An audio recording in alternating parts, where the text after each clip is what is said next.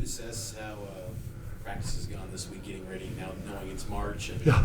with a tournament on the line coming up? I like our guys a lot. They've practiced great all year long, and they thought on Monday they were pretty salty, which was good. And then Tuesday we did small groups, and I thought everyone was pretty focused. And then today I felt like, up until the very, very end of practice, I thought the guys were really good, really competitive. One-on-one was great. Two-on-two was lively. Guys had a real sense all practice long until the end of really protecting the ball and making simple plays, which was great. I thought our communication was solid. So I think it's been good. I think we're excited. I think we're hungry and a little bit angry, and I think that's how you want to feel when you go into tournament play. What made them salty and angry on Monday? Well, there's a lot. We have no shortage of motivation to be better. So I also think it was laced with some optimism, some hope, and some pride in the fact that they had a great performance on Saturday, and it was a special night for our seniors. So I think it was a good mixture of all the good stuff. Has it been like just prep for two teams, not knowing who exactly you're playing versus the prep work? Yeah, it's kind of normal. I mean, really the truth is everybody except for the first round teams has to do it. St. Mary's and Gonzaga and LMU and Santa Clara have to do the same thing as we have to do, is just get ready for we have to, at least we know it's one of two. The next round doesn't, and so we're not, we're spending some time on, we kind of spend all season on us. We're spending some time on some concepts that are super unique to each team, but most of the time we're just working on us. How did you feel about the way that the bracket shook out and where you were placed in it?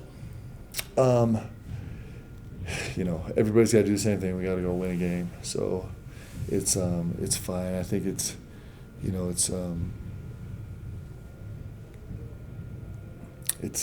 every game's going to be hard.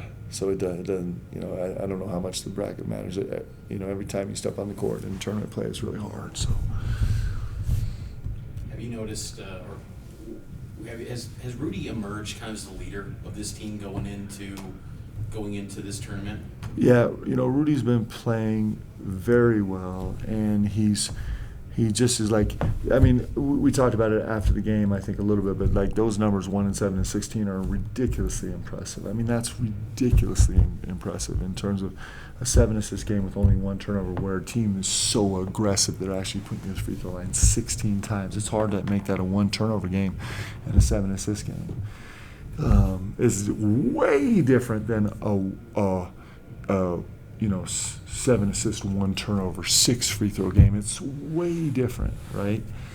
And so I think his confidence is growing. Like he's, like I said, we've thrust him into a brand new space, a brand new way to play, a brand new position, and asking him to do different things. And I think he's gaining confidence in some of those concepts that he really can actually let loose and be super aggressive and just finish the play solidly. And so I think so. I mean, I think he's certainly got a huge leadership role. I think guys are relying on him and counting on him, and as well as G, as seniors are magic. We believe that. Like we've always said that here. Seniors are magic, and so I'm really hopeful that those guys have some juice. I think they will. How rewarding, because you've had some great transfers roll through here, but how rewarding has it been to see, his season where he, early on he's having those turnover issues, and now where he's become kind of that complete guard you wanted him to be? Yeah, it's awesome, and the best part is I think he's going to help us win, and he's found ways to help us win all season long. But I feel like he's at a place now that it's really, really reproducible. Like, and that's the trick is, there's a lot of players that can go have a game, right? But to be reproducible, to be able to bring it and be super functional, super efficient, and on a regular basis kind of reproduce every single night is hard. And you have to master some skills that you might not think are that important, but they're wildly important. And so he's made incredible progress in that in that respect. You wish he had another year because he's just come so far. If he was starting the season where he is now in terms of his education, his feeling, his understanding, it'd be super fun. So hopefully we're starting a postseason, and then we'll take it. If that's what we got, we'll take it. You keep reading the starting lineup then? I think so. We'll see. We're kind of working that out, but I would like to keep him there. So we'll see. You guys played Portland and San Diego just once this year. Can you give us maybe a brief scouting report on both those teams and the challenges they pose? San Diego plays with unbelievable pace. They will guard you all kind of different ways, a little 2-3, a little 1-3-1, switching man, switching everything, only switching ball screens. They're interesting because they can play a small lineup where their 5-man really shoots it well, and also uniquely really pushes it at the point of transition. So with the ball in his hands, really racing down the floor, and that causes all kind of unconventional problems. They have some kids. This Jace Townsend is an elite level scorer at all 3 levels.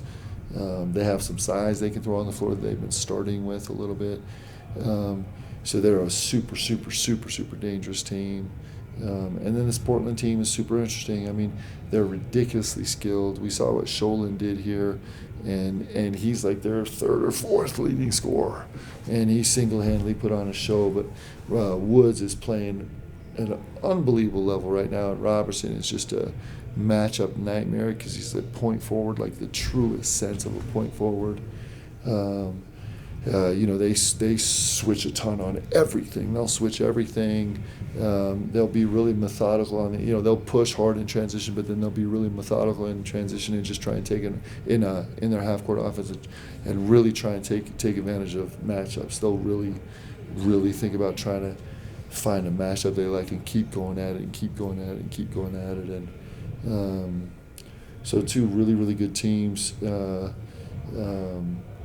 I don't know what's going to happen with Eric Williams. Do you guys know? Is he out? He's a super talented player, but you never really know, right? So it's it's going to be a great game on Thursday night, and then whoever we play. The one thing about whoever you play, they're on a win streak, right? They're going to come in winning a game, and so there's going to be a little bit of feel good and a little bit of use to the court and everything else, and we're going to have to step up and play great basketball to compete. More questions? Does this tournament maybe have a little bit less pressure for you guys? Because in years past, you guys were always in that chase for the NCAAs or whatnot. Does it feel like there's just really nothing to lose going into this tournament? Well, I mean, I don't know. There's nobody that hates losing games more than I do, so it's probably the most important thing. I think you always feel. Hopefully, you never feel. I mean, hopefully, you always go into postseason feeling opportunity and not pressure, right? I think that's the goal every single year, and hopefully that never changes. It's super interesting about postseason play because everybody has the same job, and St. Mary's and Gonzaga tied for conference champions, and they both have the same job as we do in the sense that they got to step on the court and they got to win their first game. And so,